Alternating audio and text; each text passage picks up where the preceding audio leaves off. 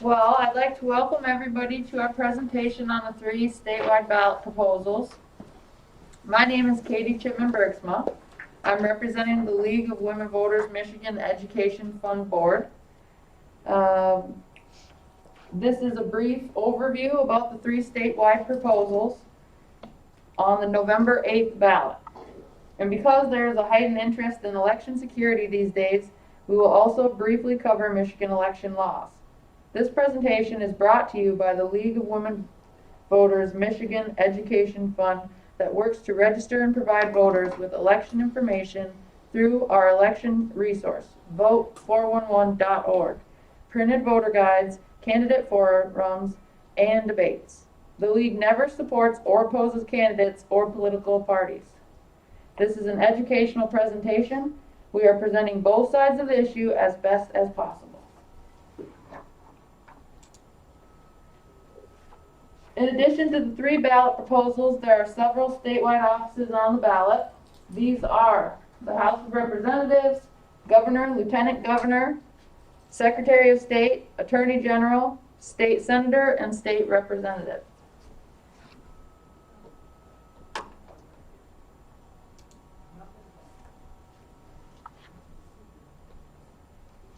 We have a couple of things on our local election.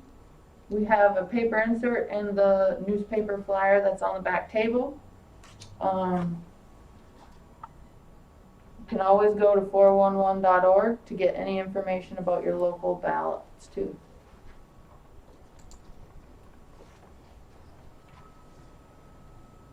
We are fortunate in Michigan to have a constitution that gives 2 powers to the voters that not all states provide. 24 states have these. The first power is called legislative initiative and gives voters the right, if certain conditions are met, to initiate legislation, laws, and the second power is to amend the Michigan Constitution. A constitutional amendment, nothing in the Constitution may be altered without the approval of the voters. Any action by the legislature to amend the Constitution must be placed on the ballot. There are 3 statewide ballot proposals to amend the Constitution that all Michiganders will be voting on. They are transparency and term limits, promote the vote 2022, and reproductive freedom for all.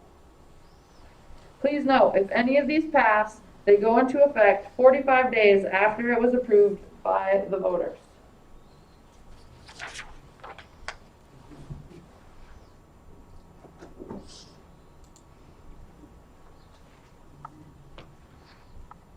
We do have these 3 proposals in writing over on this table if you'd like to read it after, or it is available again on the websites that we're mentioning in this presentation and vote411.org. First proposal on the ballot is the 22-1 transparency and term limits. This proposal was placed on the ballot by a 2/3 vote of the Michigan legislature. Therefore, no signatures were required. This proposed constitutional amendment would require members of legislature, governor, lieutenant governor, secretary of state, and attorney general file annual public financial disclosure reports after 2023, including assets, liabilities, income sources, future employment agreements, gifts, travel reimbursements, and positions held in organizations except religious, social, and political organizations. It would require legislature implement but not limit or restrict reporting requirements. It would replace current term limits for state representatives and state senators with a 12-year total limit in any combination between House and Senate. Except a person elected to Senate in 2022 may be elected the number of times allowed when that person became a candidate. Should this proposal be adopted? Yes or no? The entire wording for the constitutional amendment is available at the State Board of Canvassers website or Transparency and Term Limits website.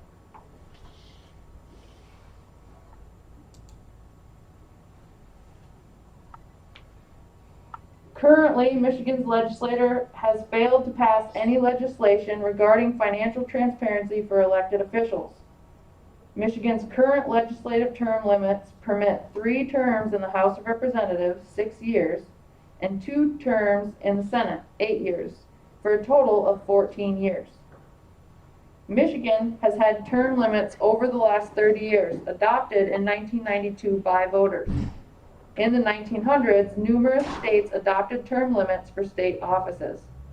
Federal offices were not included because it would have to be an amendment to the U.S. Constitution. 15 states have term limits now.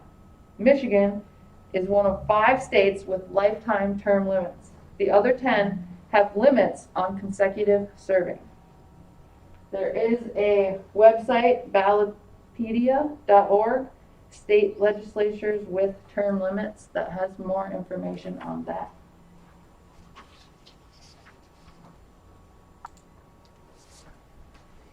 Supporters say Michigan and Idaho are the only 2 states in the country that do not require personal finance disclosure by their state elected officials. This is a major reason for Center for Public Integrity ranks the state of Michigan as 50th in the nation in transparency. The Michigan legislature has discussed various bills to require elected officials to report their finances, and none have passed. If passed, beginning in 2024, elected state legislative and state executive officials must file annual financial disclosure reports on their income, assets, liabilities, gifts from lobbyists, positions held in certain organizations, and agreements on future employment with the Secretary of State. Term limits. After 2022, persons could not be elected to terms in the Michigan House of Representatives or Michigan Senate for terms that total more than 12 years. A person could serve 12 years in the Michigan Senate, 3 4-year terms, or 12 years in the Michigan House of Representatives, 6 2-year terms, or other combination of terms that do not exceed 12 years. A 12-year lifetime limit would keep the benefit of term limits, but would allow House members to focus on the serious work of legislation in the chamber where they were elected. Gone would be the pressure to immediately start seeking out their next position.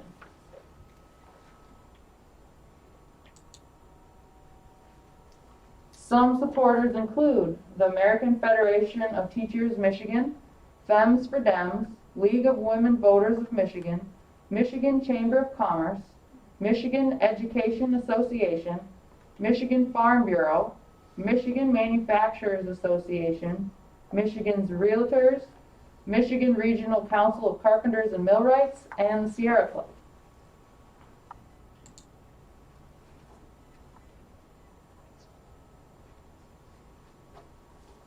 So critics of the proposal have attacked the rapid vote state lawmakers cast in May to place the measure on November 8th ballot, calling it an ambush. They have argued the proposal is drafted by politicians and lobbyists who make money off of their connection to government. Some people oppose term limits completely and would rather see them eliminated.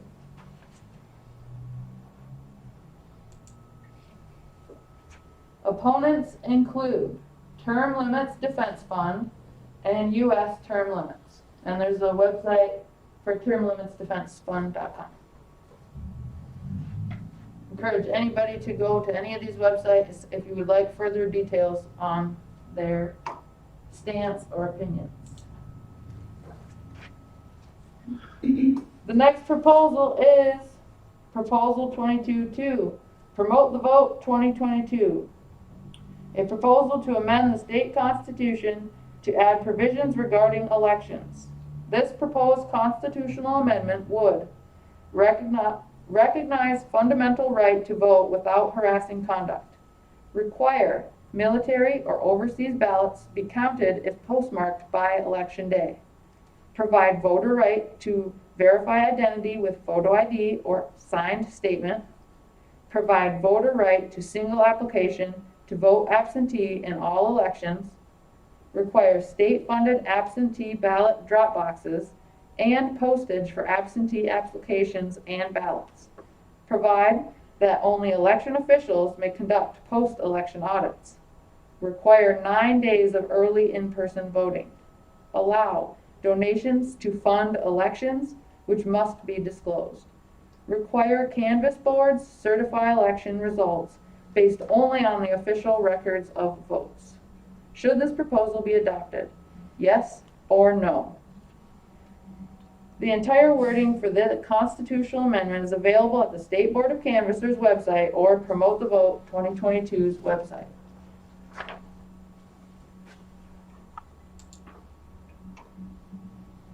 Currently, Michigan voters passed Promote the Vote in 2018, placing many voting rights in the Michigan Constitution. Michigan has various laws regulating voting that can be changed by the legislator. Voting rights that are in the Michigan Constitution cannot be changed without a vote of the people.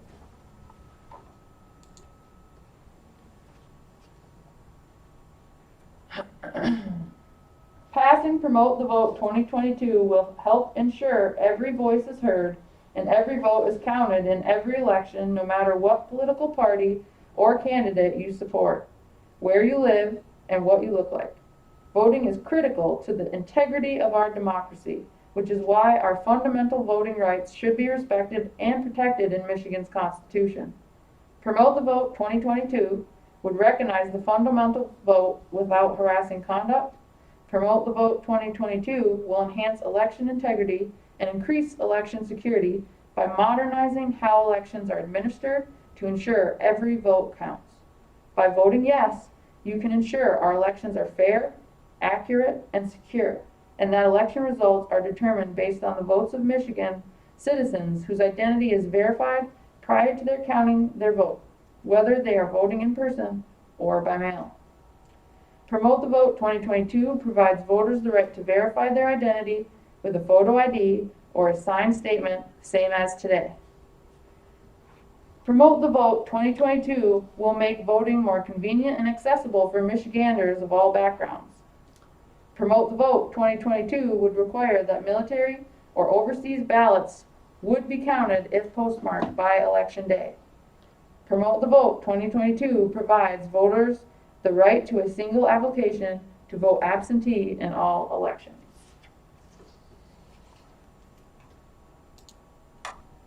Some supporters include the ACLU, American Federation of Teachers of Michigan, Common Cause, Equality Michigan, Gray Panthers, League of Women Voters of Michigan, the Michigan AFL-CIO, the NAACP, and Voters Not Politicians.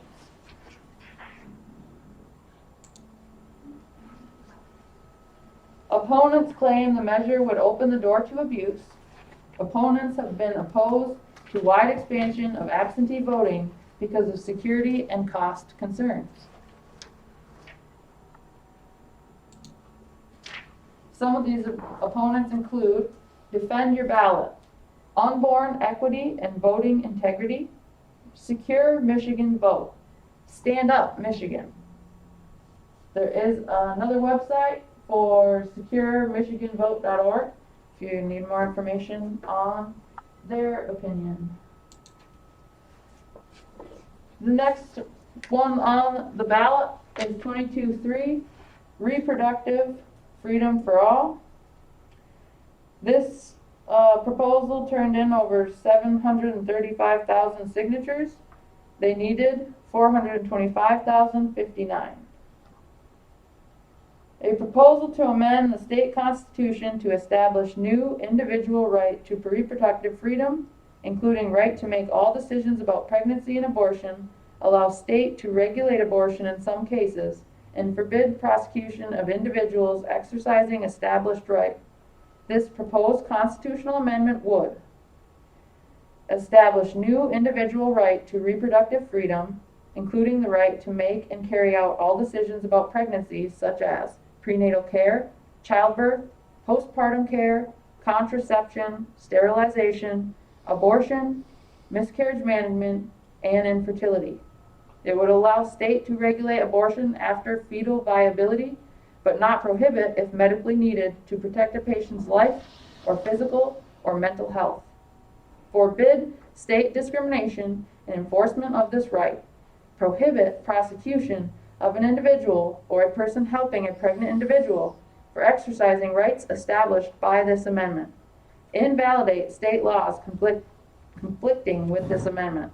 Should this proposal be adopted? Yes or no? The entire wording for the constitutional amendment is available at the State Board of Canvassers website or Reproductive Freedom for All's website.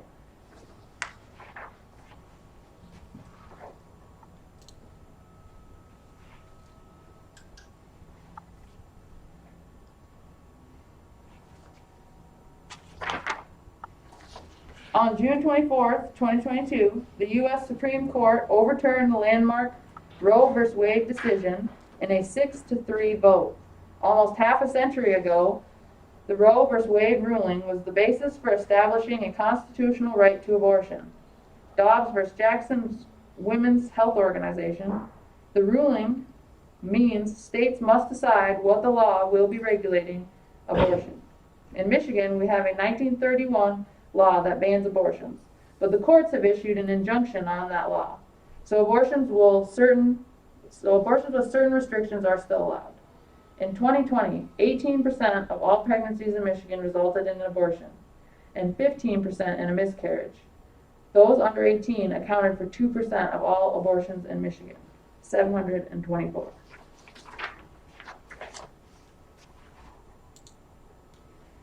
Supporters say, why is this measure needed? Important medical decisions should be guided by a patient's health and well-being, not by a politician's beliefs. But for far too long, politicians across the country have been fighting to restrict reproductive health care, and now they are gaining ground. Now that the U.S. Supreme Court has overturned Roe v. Wade, a 1931 Michigan law could go back into effect that would make abortion illegal and threaten doctors with prison for up to 15 years for providing an abortion.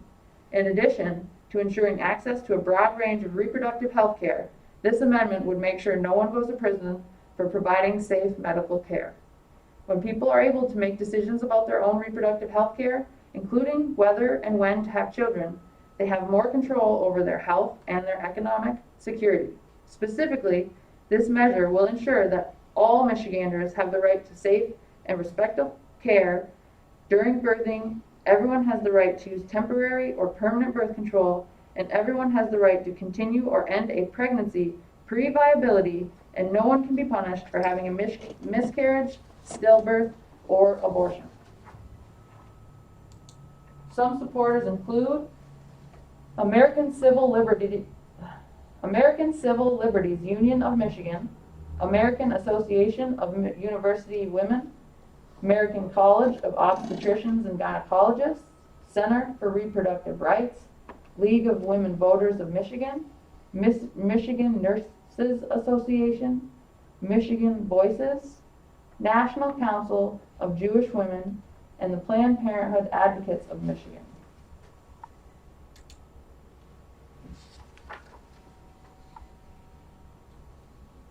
Opponents say the amendment would repeal dozens of state laws, including our state's ban on tax-funded abortions, the partial birth abortion ban, and fundamentally alter the parent-child relationship by preventing parents from having input on their children's health.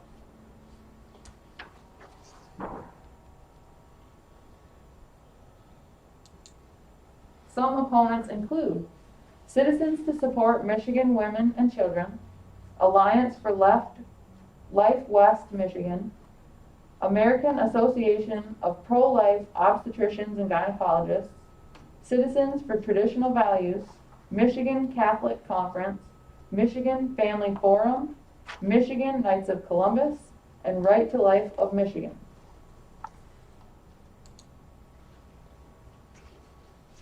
Now we'll switch to the second part of this presentation and talk about the election process in Michigan. We'll focus on 3 key factors: registering to vote, absentee voting, and certification of the election.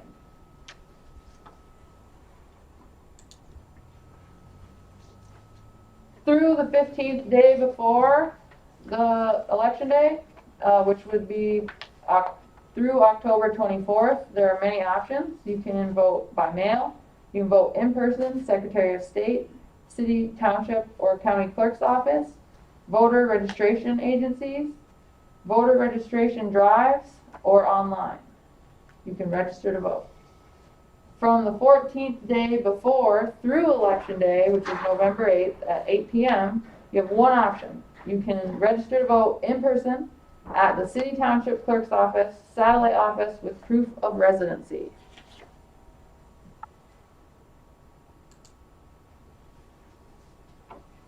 Absentee voting. Absentee ballots will be available on September 29th.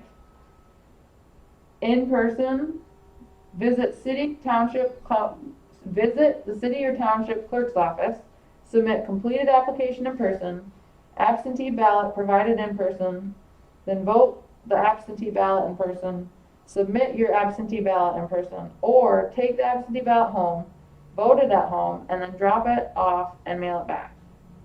You vote by mail, which is another way to vote at home and be able to review it, and then get it back either by dropping it off or mailing it in. Voters must sign the ballot envelope with their official signature in order for the ballot to count. Ballots must be received by 8 p.m. on Election Day.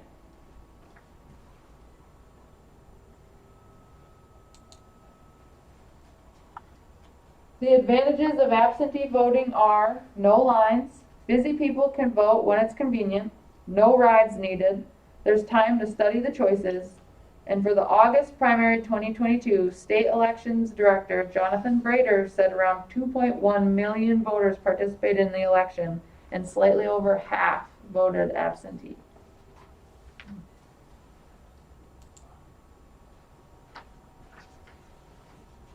Once the election is over, the County Board of Canvassers is charged with certifying the election. The members on the County Board of Canvassers, there's 4 members, 2 are Democrats and 2 are Republicans, and they have staggered 4-year terms. They are appointed by the County Board of Commissioners from names supplied by the 2 parties. Their duties include, within 14 days of the election, they meet to review election paperwork from precincts, certify election results in the county. Majority vote is how they certify, and they send the election certification report to the State Board of Canvassers. Their meetings are open to the public to observe, but not to participate. Trained league members observe meetings and report any irregularities.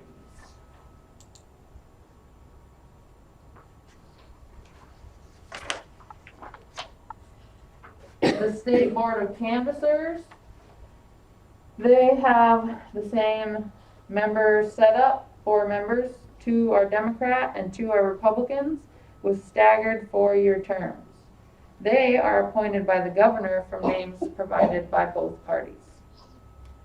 Their duties include, within 6 weeks of the election, meet to review election certification reports from the counties, certify the election results. They also vote majority to certify, 3 out of 4.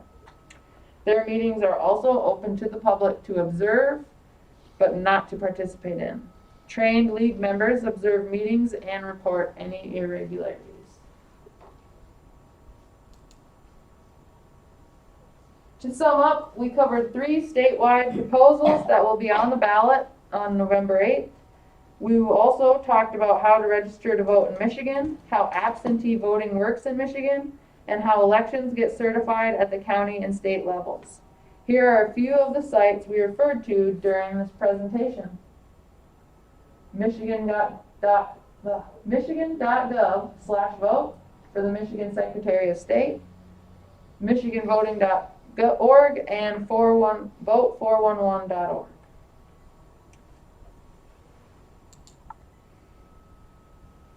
One last thing before we take questions. Before you cast your ballot, we encourage you to check out the League's online voter guide, Vote 411.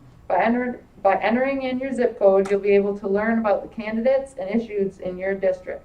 www.vote411.org.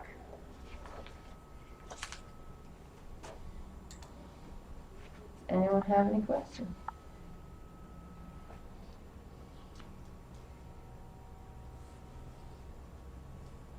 There are some frequently asked questions on this table over here.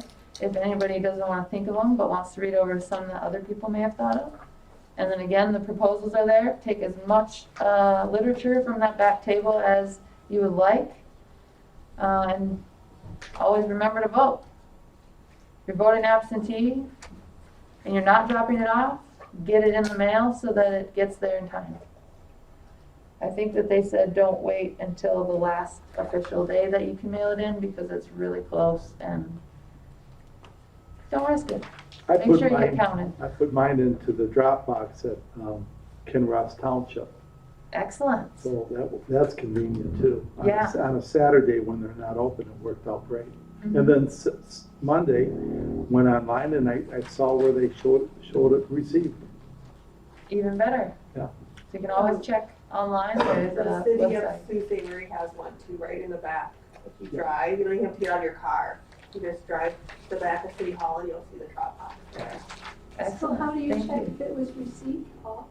You go online, I go to the vote411.org because it'll show you if you're registered, and anyways, they type into the system when they get your absentee ballot, they type it into the system that it's received. So if you go online and look up your personal information, it'll show that that absentee ballot was received. Yep. Yeah. I don't trust you enough to do it absentee. But here's the advantage of it, especially if you live in Detroit area, Yeah. a bigger city. It's a personal preference. Some people like to go in person and vote in person. Yeah, well, And other people, like, when I was working, I had to work 6 or 7 days out of the week and 10, 11, 12-hour days. I didn't even know if I was going to be in town the day of the election. Oh, yeah. So I would vote absentee, because it was more convenient for me, So it depends on the person. However you can get it there, just make sure you get your vote in. I prefer to go in to get the little sticker. And then I can go around and remind everybody else it's voting day with the little sticker. It's like my way to advertise and remind. Got till 8? My daughter was living in California, and everybody can vote absentee, and she did that, but they also get a packet of information about all the candidates and any proposals and stuff, so that they can, take their time and look through stuff. I thought that was a pretty good idea. Sometimes your ballot is so complicated, you need that time. I mean, we've had some elections in the past where they had a lot of stuff on that ballot. So, Sometimes it's hard for me to remember names, and then I get in there and I just start reading all of the names, and it can be overwhelming. So I either have to bring in my notes, or absentee ballot voting can really help with that. The paper used to print a sample ballot years ago. Do you remember that? And then you could go and mark it and bring it in with you too. the St. Ignace News, did they print that, Kelly, the St. Their Ignace? next issue, they're gonna Their have. next issue, we give them the vote411.org information for our area, and the St. Ignace News prints it, the whole thing in their paper. It's kind of nice because then you can, even if you don't do the absentee, you can still go through and check who you want to vote for, and then you can take that in. Yeah. You'll remember that one. Absolutely, yeah. You can get the your own sample ballot at vote411.org. And exactly the same thing as the newspaper was doing. You can print that off and go through and decide and take it into the polling place. Bring your notes if you've got to bring your notes. Yeah. Yeah. Well, thanks everybody for coming. I hope you have plenty of information on what we have on our ballot, and you can find plenty of more if you need to from us. No, it was very nice, thank you. Thank Yeah. you. Yes. The affidavit, signing an affidavit if you forgot your ID thing, we already have that, don't we? So it's just kind of reaffirming it. Yeah, what I think, from what I understand, they want to lock some of these things that we're already doing lock it into the Constitution so that down the road they don't play politics with it. Because that's what they're worried about, That you that know. would ever happen. Some of these things that we just take for granted, you know, they stir trouble with it or whatever, so. And you know, I used to work for the clerk years ago, and the whole affidavit on the back of your application, the state requires that each clerk goes through all of those and counts how many affidavits they get, and they have to report that to the state to see, so the state knows how many people showed up with a photo ID and how many signed the back. Right. And for the city, it was very cute. I don't know if that's how it is with the rest of the state, It- but I would say in a presidential election, you know, there's probably 5,000 or 6,000 voters in the city that vote. There's probably a dozen that sign the back. You know, it's just a tiny little percentage at least. And it's right, it's statewide, it's that way, because when Marie Wicks was up here talking about the whole election process and everything, she brought that point up that when these affidavits are submitted, there's very few of them. Yeah, it's usually people that just forget, And that's, which yeah. happen, you know, Yeah. they just forget to bring it. Some of these people drive 45 minutes in to vote and they left their wallet at home or something. But you can't get it unless you are a registered voter. It isn't like you walk in and Right. you've got to be a registered voter to get that, Yeah. so. Are they gonna make that available on your smartphones, your register, your whatever? You can show them your driver's license or your photo ID right on your phone, I don't see why they shouldn't, I don't know, maybe down the road they will. or your voter Yeah. registration. Now, you can now show proof of insurance to if you're put over by a police officer, Right. you could show that on your smartphone too, Mhm. which is convenient, you know? Oh, yeah, definitely. Save the trees. Along with your driver's license and everything Yeah. else. Yeah, Well, yeah, so, I mean, even if you go to a polling place and they give you a hard time, the worst that they can do is make you just sign the form. If, you know, if your picture wasn't good enough for them. But it's available, you can vote that day, you just gotta sign the form. and I think the number of cases where somebody was fraudulent or whatever, it's just, you can, the figures of one hand, so, It's very hard in Michigan. yeah. Because most of the people that are register at the DMV when they get their driver's license, so their identity's verified there. Right. So it's pretty rare, I think, that they would have any type of fraud like that. Yeah, right. Yep. Yeah, it's very rare. Proposal one. Yeah. Thank you. I don't like that. They don't, and you said something about, politics reform. There's one with the, this is the term limits and the, disclosing guns, and then there's this one is, voting. Yeah, oh yeah, I think it's You want my notes on the other side? No, I just, Paragraph 5, I can draw. I don't like the wording of these.